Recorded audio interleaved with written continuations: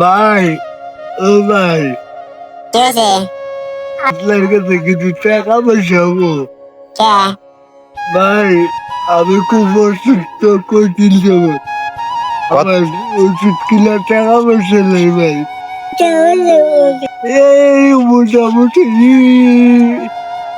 1500 হলেই হবে ভাই। আরে ভাই, এমন টাইম আইছে যে টাইম আমার কাছে টাকা নাই, মাসও তো শেষ, তাই টাকা পয়সাও শেষ। ভাই, আমার কাছে 100 টাকা আছে, লাগবে?